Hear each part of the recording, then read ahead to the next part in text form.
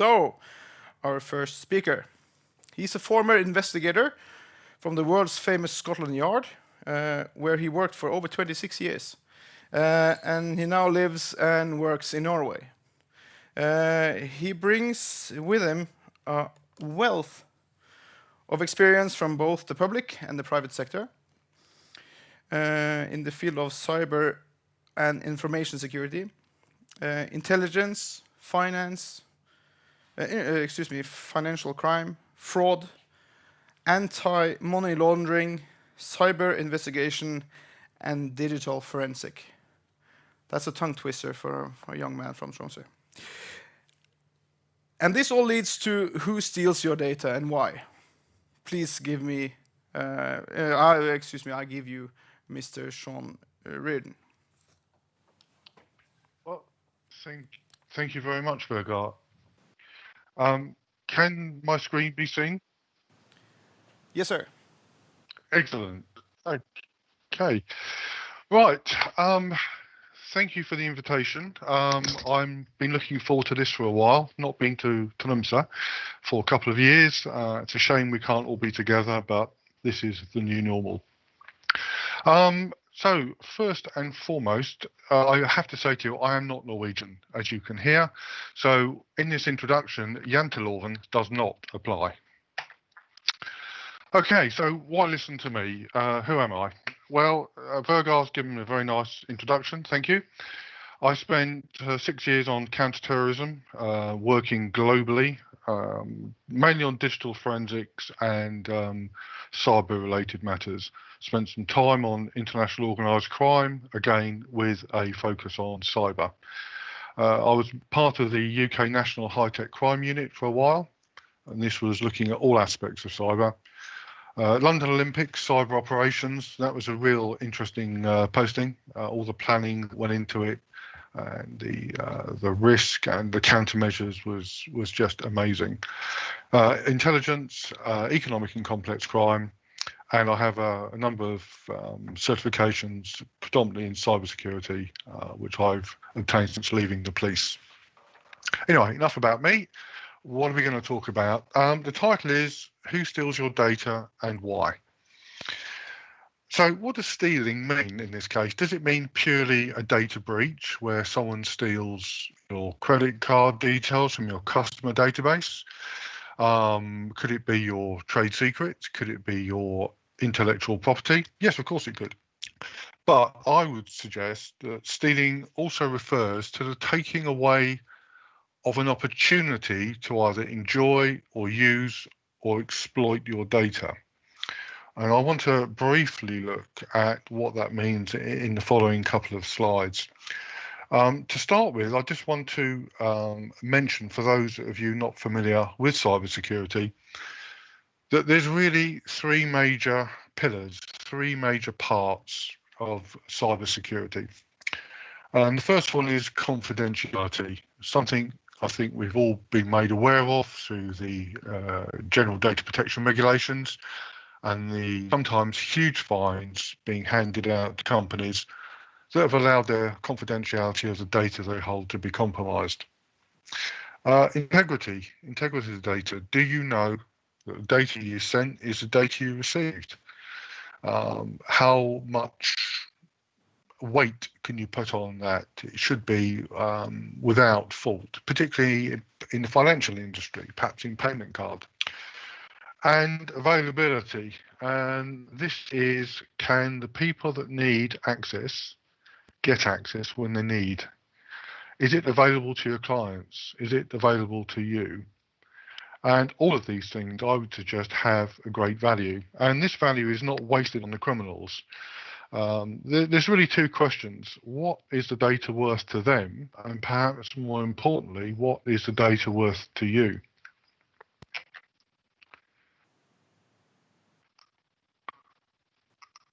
So I mentioned the three pillars, and I've split this into two. One is to do with IT, which is what most people associate with their data, and on the right hand side I'm looking at OT, operational technology, and this is the thing that keeps me up at night. So let's have a look at what the value is, the potential value. Confidentiality. It could be loss of reputation, in that your company has allowed or been victim for a breach. It could be the fines that you'll get from the regulator if you don't take sufficient steps to protect that data. Integrity. What could the worth of integrity be? Again, loss of reputation, loss of functionality. Each business will be different. Each business will have a different focus on what they think is most important. And the fact that it's listed on the left-hand side as confidential, integrity, and availability is not hierarchy. It's just the way it's exposed. Often referred to as the CIA triad, which makes most people think about American intelligence. Not the case, it's just the way it's always been expressed. Now, availability at the end is really quite interesting. Can you get access to your data? Can your processes get access to your data? Can the bad guys get access to your data?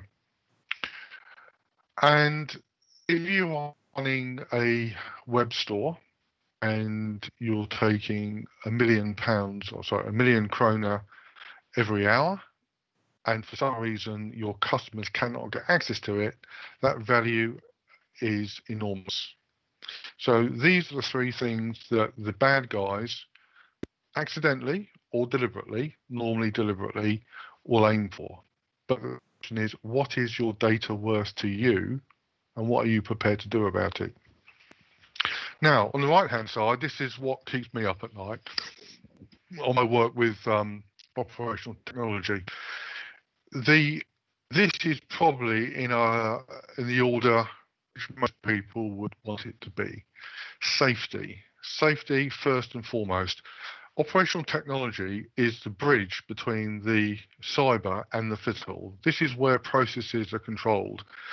This is where if somebody messes with the data, this is where things can blow up and people can die and people can get injured. Availability, again, is real time. All these components have to be able to talk to each other very, very quickly. Therefore, when they were designed, security was not integral. It wasn't built in. And this is to allow this very fast exchange of data. Integrity, we've discussed, and confidentiality. The operational technology is probably the least important. So it's a question of knowing who or what may want to get your data. But we'll come back to that. And I'll ask a question. When I was working at the London Olympics in 2012, I was part of the cyber operations team, predominantly concerned with counterterrorism. And there was a huge team effort. And we were looking at all the threats, all the attacks that we were expecting on the Olympics, based on what we'd learned from Beijing 4 years previously, which I think they were classifying as 800 attacks a day, serious attacks a day. So let me ask the question, what do you think worried the organisers of the Olympics more than anything in relation to cyber? And the answer is the timing of the events. Because if there was any doubt at all about the integrity of those results, the whole thing would descend into chaos. When you're looking at a split second can make the difference between a medal or taking the bus home, it becomes absolutely critical at a political level, at an organisational level, and all the businesses that depend on it. So, who commits these offences? Well, with most crime, there's the criminals will consciously or unconsciously weigh up the risk versus the reward of what they're doing. And the biggest deterrent to crime, generally speaking, is the risk of being caught. So the higher the risk of being caught, if the reward doesn't justify the risk, they probably won't do it. I'm not relating to terrorism here, which is a different mindset altogether, because sometimes they do not mind getting caught, but that's a rare occurrence. So we're going to stick with normal crime. So the risk of committing bank robbery and getting caught is probably quite high, of being challenged, of being tackled by the police. But the risk of committing cybercrime is really very low. It's transnational. Law enforcement generally are behind the curve by a number of years. The laws don't keep up with the activities. So the other aspect is a deterrent for crime is the social stigma. So if you're caught with drugs in some areas, people will look down on that. Obviously, murder and violence and other offences are looked down on. But cyber has a sort of kudos to it. So the perception of risk by the perpetrator is low. The rewards can be enormous, as we've seen. And we'll look at motivations very shortly. And capability, it used to be the case that if you were going to be a fraudster, you had to have skills in that area. If you were going to commit financial crime, you had to understand the financial system exceptionally well. In fact, most crime types, you needed an ability to do it yourself. That is changing. You've probably all heard of ransomware. We're going to hear from Hedel a bit later about the attempt to extort money from them. That generally takes a great deal of skill to write the code, to access the network. But there's a new service come out now called RAS, Ransomware as a Service. So if you go on the dark web and you search for this, you can pay some very skilled people to attack the target of your choice, and it doesn't cost very much money. This is based on the acronyms for cloud services like PaaS, SaaS, IaaS. These are different platforms depending on how much control you want. But ransomware as a service is growing. So if you didn't think you was a target because the people didn't have the ability to attack you, you're probably wrong. Hacker for hire, yeah. Again, on the dark web, you can pay people to do it for you. They don't care. The chances of them being caught are remote. Even if they are discovered in a foreign country, the legal processes, I can tell you from bitter experience, can take months to get a request through from one country to the other. And DDoS, distributed denial of service, this is mainly affecting your availability. Your accessibility to your data is blocked or delayed, which can cost a huge amount of money. So very briefly, why do people do it? Well, first of all, for the fun of it. Believe it or not, it's a fun thing to do in some people's view. It's a challenge. It's overcoming an obstacle, and you can do it from the comfort of your own home. You can influence decisions. You can influence the prices of company stock. So this could be part of a multi-pronged attack in a merger and acquisition or a takeover. It can put off investors. It can distract you from other events. It's a common feature in intelligence that you'll try and get someone's attention to perform another action, rather like a magician does. Blackmail. This is ransomware. Or you could say, we have your data, pay us, and if you do, we won't notify the authorities, GDPR. Greed, absolutely. This is all about money. We dealt with an espionage case in the UK. A guy had top secret clearance. He stole some of the UK's most sensitive secrets and tried to sell it for £1 million. First of all, he went to the Russians and they looked at him as a young guy and said, no, go away. So for some reason, he went to the Dutch. And the Dutch are very good, and they said, come in, sit down, have a coffee, have a biscuit, and they then phoned our intelligence service. And the end result was that we got him. Very technical, but stealing data that would have killed people. Revenge, absolutely, this is a big problem. The insider threat, hopefully the move towards segmentation and immutable servers will reduce this threat. Hacktivism, every company will upset somebody. It could be environmental, it could be animal rights, some of it is violent, some of it is non-violent.